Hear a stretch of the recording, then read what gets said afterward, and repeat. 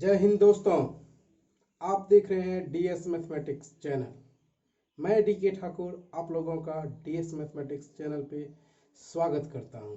आज हम लोग परसेंटेज में पार्ट 8 तक हम लोग पढ़ चुके हैं और हम लोग इस वीडियो में पार्ट 9 पढ़ेंगे। जो लोग पहली बार इस चैनल को देख रहे हैं वो पहले पार्ट 1, पार्ट 2, पार्ट 3 इस तरह से सीरीज जो हमने चलाया है परसेंटेज का वो जरूर कंप्लीट करें। उसके बाद आप पार्ट 9 देखिए, बहुत मज़ा आएगा। ठीक है, अब हम लोग पार्ट 9 में कुछ सवाल लेते हैं, देखते हैं वो सवाल क्या है।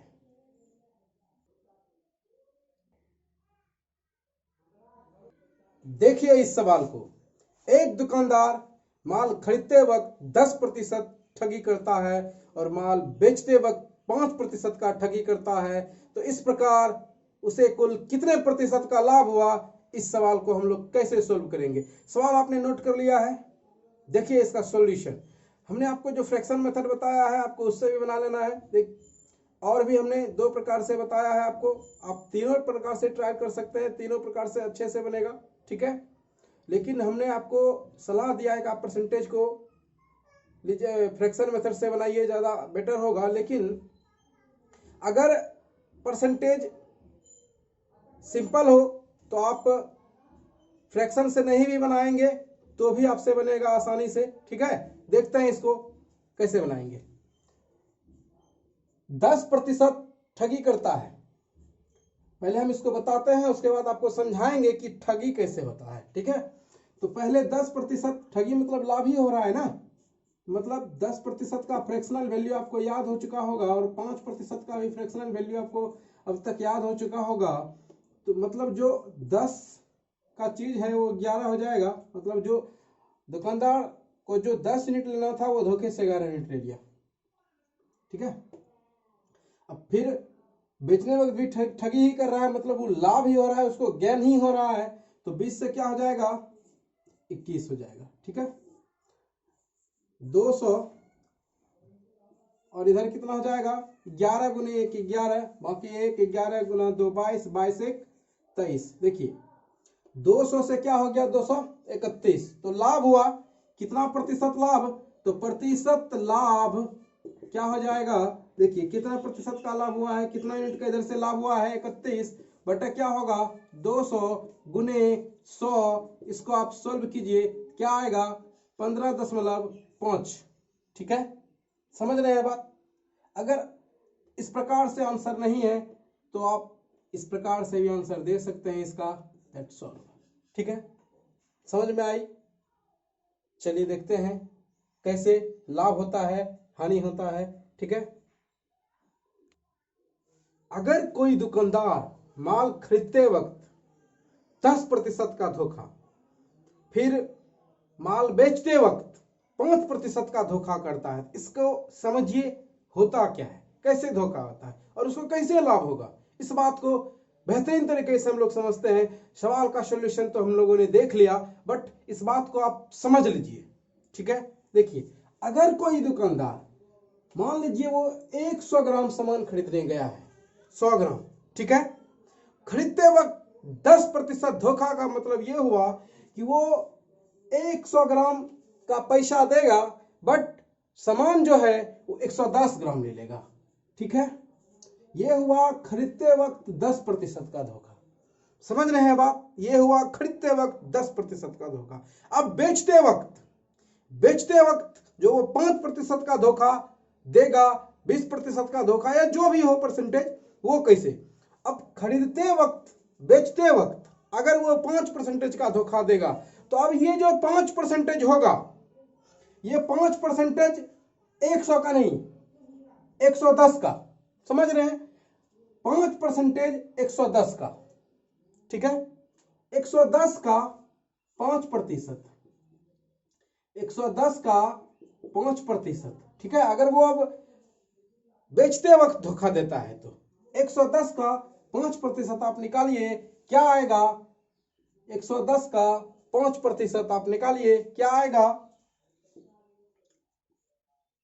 5.5। ठीक है, आप समझे इस बात को? अब देखिए 100 ग्राम जो चीज लेने गया था दुकानदार, 100 ग्राम जो खरीदने गया था, सामान खरीदते वक्त क्या किया उसने, 10% अर्निंग कर लिया, ठीक है।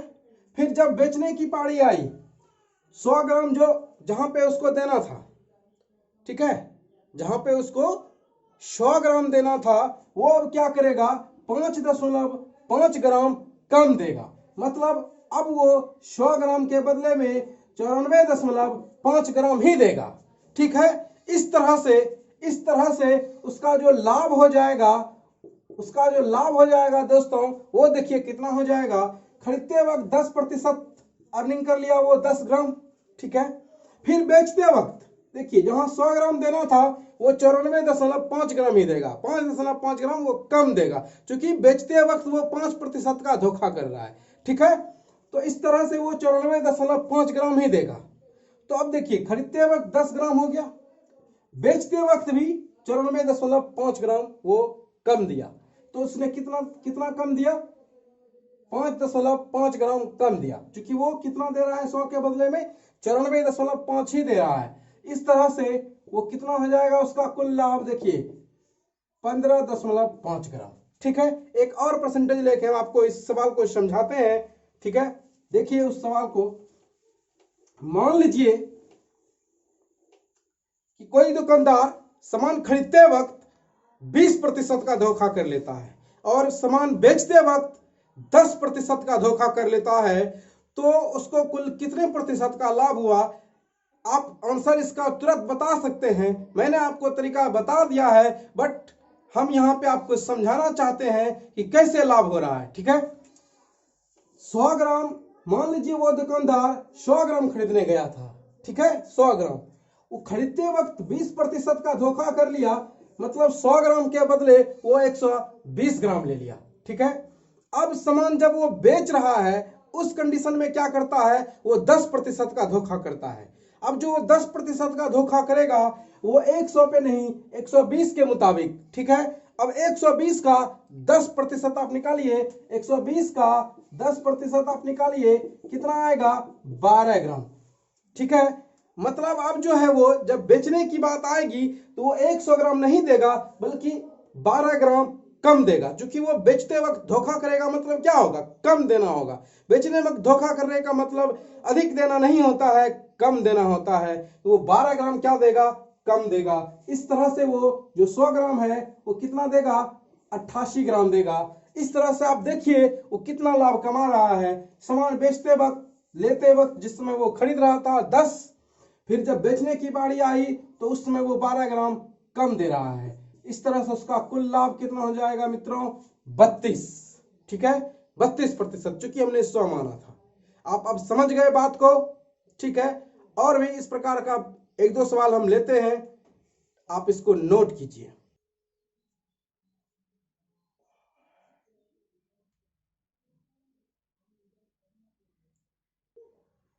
देखिए इस सवाल को, हमने आपको इसका सॉल्यूशन भी बताया और आपको अच्छी तरीके से हमने आपको समझा भी दिया कि कैसे लाभ होता है। तो आप इस प्रश्नों का आंसर कमेंट में जरूर दीजिए, ठीक है।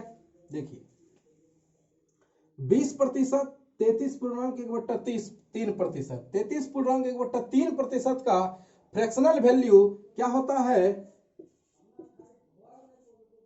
1/3। 20% का फ्रैक्शनल वैल्यू क्या होता है, 1/5।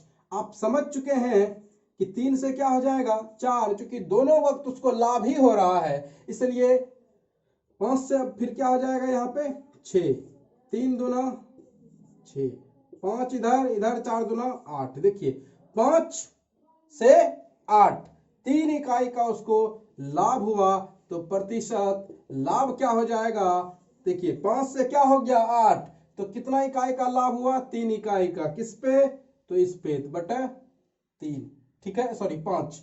तब 3/5 का अगर आपको परसेंटेज वैल्यू याद है तो आप डायरेक्ट लिख सकते हैं 60%। अगर याद नहीं है तो आप 100 से गुना कर सकते हैं, ठीक है।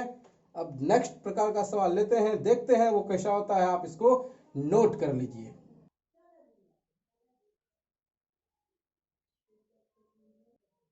ये सवाल आपके लिए है, आप इसका आंसर कमेंट में जरूर दें। ठीक है, अब समझ गए हम क्या कह रहे हैं। इसका आंसर आपको कमेंट में देना है।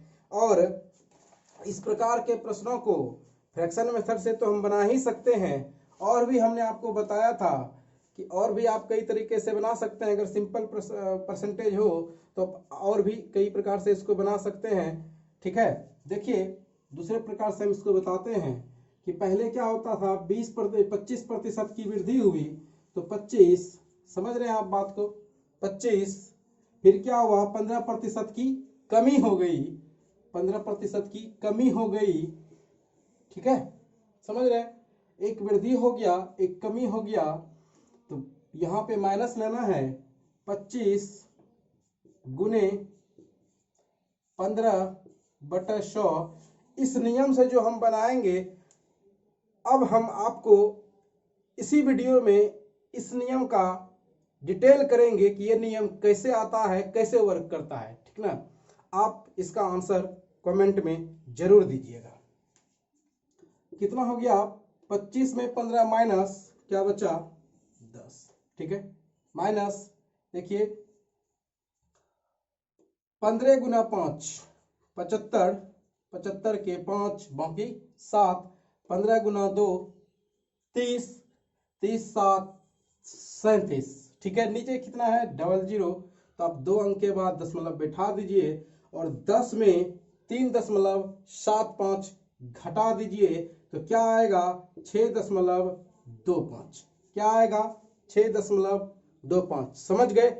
अब हम इस मेथड से जो अभी सवाल बताए उसको हम डिटेल में आपको समझाते हैं ये कैसे वर्क करता है, कहां से आया, क्यों आया। ठीक है, आप बने रहे मेरे साथ और अब आप इस मेथड का डिटेल देखें। हमने आपको फ्रैक्शन का डिटेल समझाया था कि वो कैसे आता है, कैसे वर्क करता है। अब हम आपको इस मेथड का भी डिटेल समझा देते हैं। ठीक है, आप देखते रहिए DS मैथमेटिक्स चैनल। ठीक है,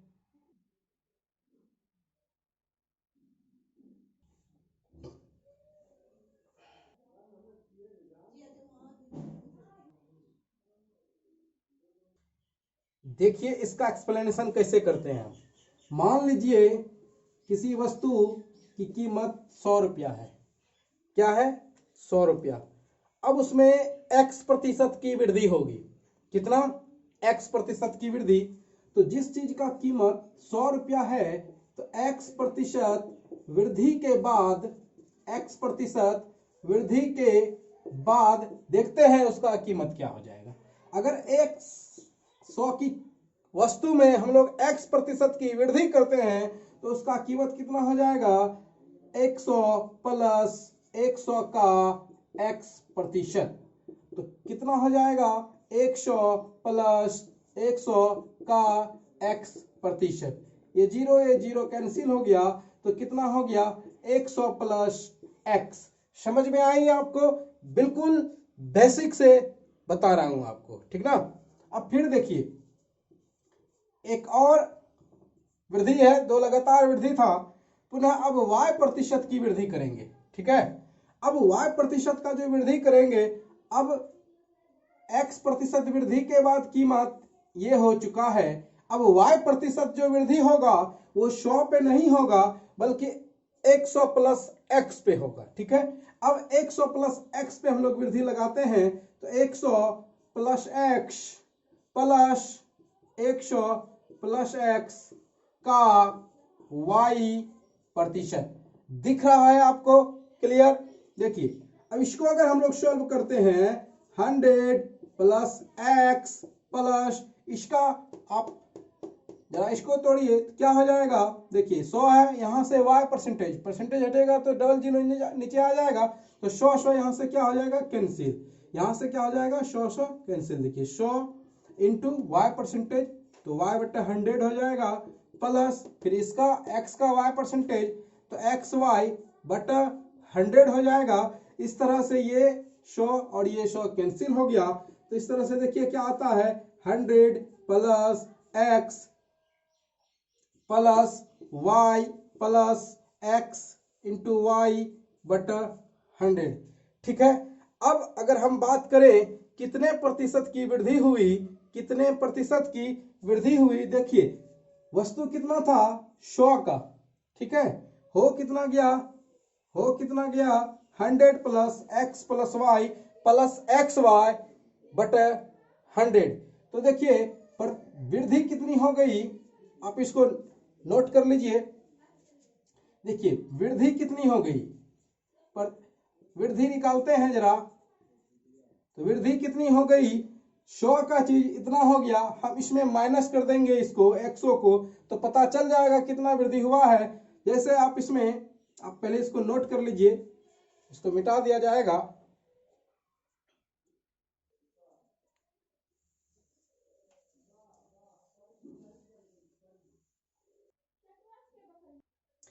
हमने देखा कि जो 100 का चीज था, कितना का 100 का, 100 का जो वस्तु था मेरे प्यारे दोस्तों, वो दो लगातार वृद्धि के बाद, दो लगातार वृद्धि के बाद, पहला x प्रतिशत इंक्रीजमेंट के बाद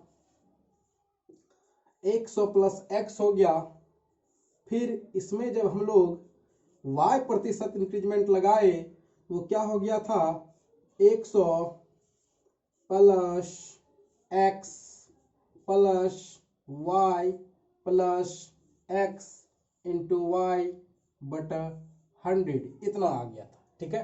अब देखिए 100 का चीज इतना हो गया, तो वृद्धि कितना हुआ, वृद्धि कितना हुआ मेरे प्यारे मित्रों दोस्तों, कितना वृद्धि हुआ, तो 100 plus x plus y plus x into y बटा 100, कितना था 100 पहले, तो माइनस 100, ये 100 और ये 100 हो गया कैंसिल, तो आया क्या x plus y plus x into y बटा 100।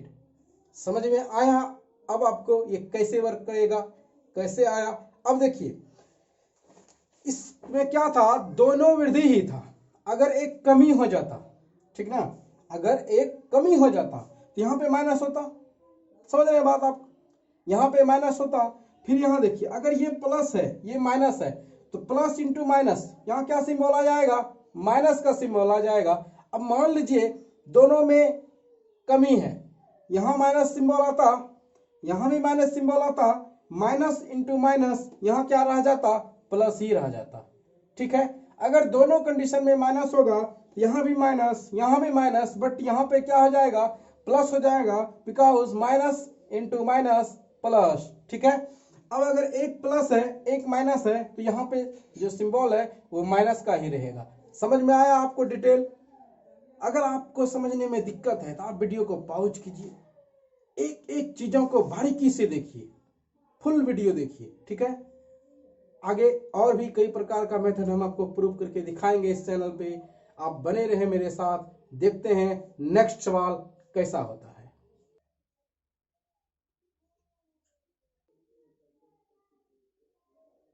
इस सवाल को आप गौर से देखिए और आप इसको अगर फ्रैक्शन मेथड से बनाइएगा, बनेगा जरूर बट टाइम थोड़ा ज्यादा लगेगा।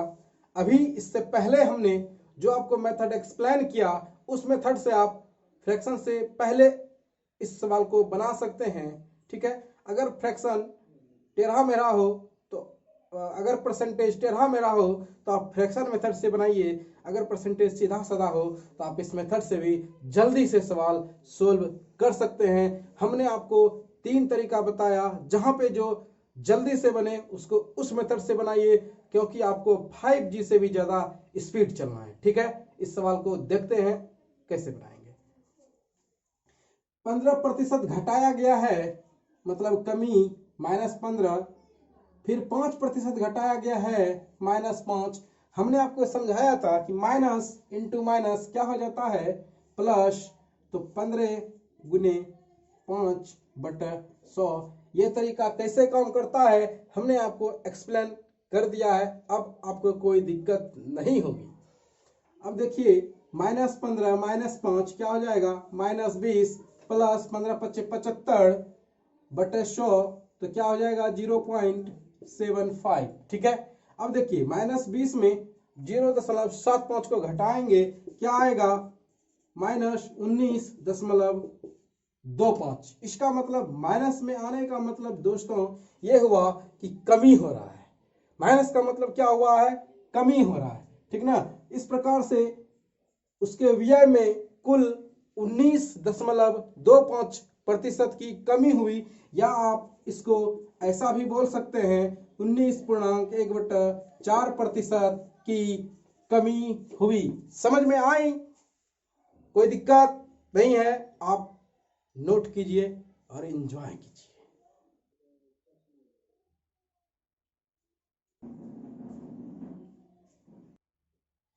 एक आयत की लंबाई में 10% की वृद्धि की गई और उसके चौड़ाई में 5% की कमी की गई, तो उसके क्षेत्रफल में कितने प्रतिशत की वृद्धि या कमी होगी? ये सवाल आपके लिए है। इसका आंसर आप कमेंट में जरूर दें। जो तरीका हमने अभी आपको सिखाया उस मेथड से इसका आंसर आप जरूर दें।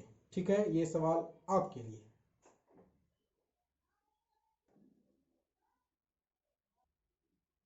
पिछले वीडियो में दोस्तों हमने जनसंख्या पर आधारित सवाल देखा था, और अब हम लोग और भी जनसंख्या पर आधारित सवाल लेते हैं। एक सवाल आपके लिए जनसंख्या आधारित देखते हैं, वो सवाल क्या है। एक सवाल आपके लिए। एक गांव की आबादी 20% वार्षिक दर से घट रही है और 2 वर्ष पूर्व उसकी आबादी 10,000 थी, तो अब उसकी आबादी कितनी होगी? ठीक है। देखिए इस सवाल में क्या है कि घट रही है। पहले जो भी जनसंख्या है और वर्तमान में अभी जो भी जनसंख्या होगा वो पहले की तुलना में क्या होगा, कम होगा। घटने वाले प्रश्नों में वर्तमान जो जनसंख्या होगी पूर्व की जनसंख्या से क्या होगी, कम होगी, क्योंकि घट रही है। ठीक है। देखिए इस सवाल को, 20% वार्षिक है, 20% का फ्रैक्शनल वैल्यू अब तक आपको याद हो चुका होगा कि 1/5, तो घट रहा है तो 5 से क्या हो जाएगा 4, 2 वर्ष की बात हो रही है तो 5 से क्या हो जाएगा 4। अगर यही 3 वर्ष की बात होती तो 5 से क्या होता 4, 3 बार लेते। ठीक है। देखिए 25, 4 चौके 16। अब आप बताइए कौन होगा वर्तमान, कौन होगा पूर्व? क्योंकि घट रही है ना, अगर किसी कस्बे की जनसंख्या घट रही है तो पहले अधिक होगी और वर्तमान में क्या होगी, कम होगी। ठीक है। तो पूर्व 10,000 थी और वर्तमान आबादी पूछ रहा है, इसका मतलब ये हुआ कि ये जो है कम वाला जो है ये वर्तमान हो जाएगा और ये जो है पूर्व हो जाएगी। ठीक है। तो 25 हो गया और ये 25 का मान दिया हुआ है आपको 10,000। 25 से कटाइए, 25 चौके 100, 00, 400, मतलब 1 यूनिट का मान हो गया आपको 400। 1 यूनिट का मान कितना हो गया 400। आपको बताना क्या है, वर्तमान आबादी, मतलब इसका मान बताना है 16 इकाई का। तो वर्तमान आबादी क्या हो जाएगी 16 गुने 400, क्योंकि यहां से 2500 के 100, 1 यूनिट का मान 400 आ चुका है, इसीलिए 16 गुने 400, 16 चौके क्या हो जाएगा 64 पे 00, मतलब 6400। समझ में आई बात? अगर 3 वर्ष भी हो 4 वर्ष भी हो तो घबराने की कोई बात नहीं है। उस प्रकार का भी हम लोग प्रश्न लेंगे। आप इस सवाल को नोट कीजिए।